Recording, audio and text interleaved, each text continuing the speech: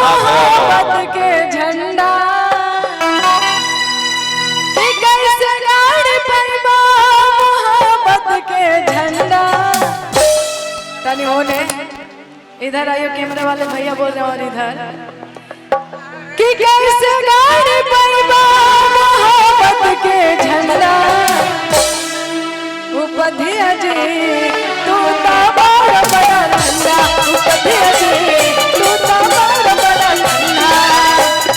कैसे गाड़ पैबा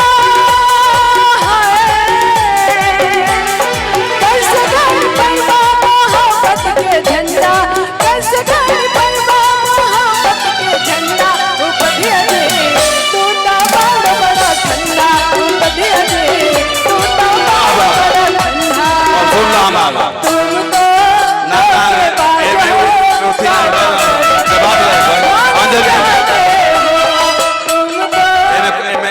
म्यूजिक ना बाजी जवाब लो। अरे कि 2 मिनट में हम कह देब ठंडा, 2 मिनट में हम कह देब ठंडा। चांदनी रोज खियाई दूगो अंडा, चांदनी रोज खियाई दूगो ठंडा। अरे कि बुझा न हमके तू नाच के लवंडा, बुझा न हमके तू नाच के लवंडा।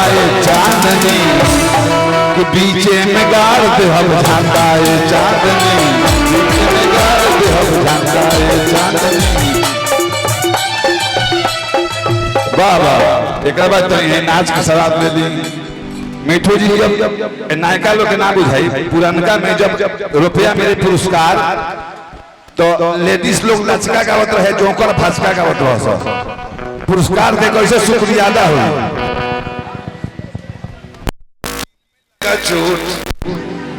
निकल गया 500 रुपया का नोट, मैं उन साहबान को उद कदरदान को तहे तहे दिल से लहे लहे दिल से शुक्रिया अदा करतनी दादा। जिन साहब ने दिया रुपया, जिन साहब ने दिया रुपया, उनके हाथ में लाली और हमारे जीजा लगेंगे। मैं हूँ की साली जो गिरी सीरी तो कह लेडीज लचका गावत रही चांदनी।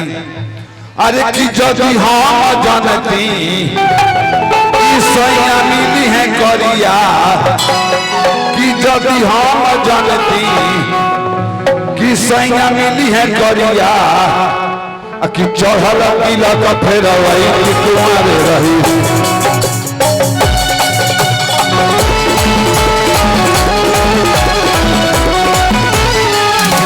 कुमार रही जैतिए सखी, कुमार रही जैतिए सखी,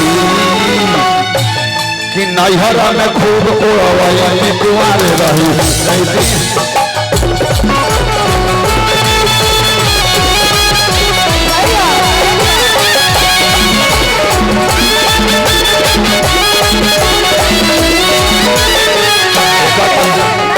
लेडीज के लचका पूरा हो जाए तो बीच में नो डिस्टर्ब फ्रॉम दिस मैटर। एक लाइन टाइट बा कि छोटे के बहिनी चढ़ रुको नीचे से लइका फेंको। हेलो एक बात कहियो, ये गलत बात है। अरे पहले इसका जवाब ले लो। लेडीज के लचका था, इसके बाद जोकर का फचका है, तब तुम कहना। मुकेश की तरफ पुरस्कार बा, अजीत भाई की तरफ से पुरस्कार बा कटारी। एक लेडीज कॉलर से तू कहल भाई जोकर के फचका सुन लो। अरे कि जब हम जानती कि चांदनी मिली है ठंडा, कि जब हम जानती कि चांदनी मिली है ठंडा, कि सेज पखिए दूगो अंडा गरम होई जैती।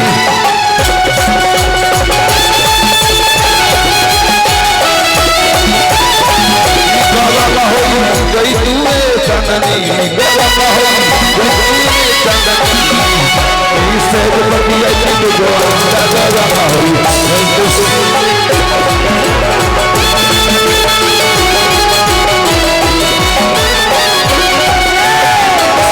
कहे के बाद कि छोटे के बहिनी चढ़ली खजूर नीचे से लइका फेंका सदे। छोटे के बहिनी चढ़ली खजूर नीचे से लइका फेंका सदे।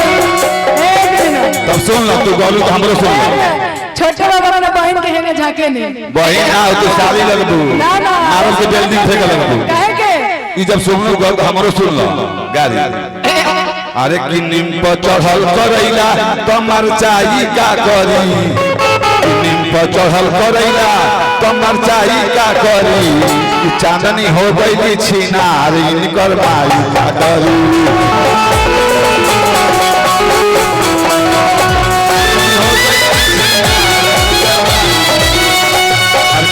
चढ़ल करैला तमर चाही का करी चढ़ल करैला तमर चाही का करी चांदनी हो गई छिनार इनकर माई का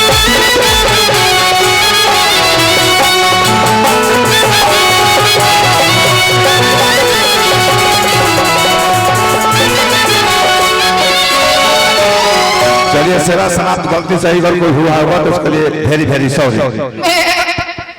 बहुत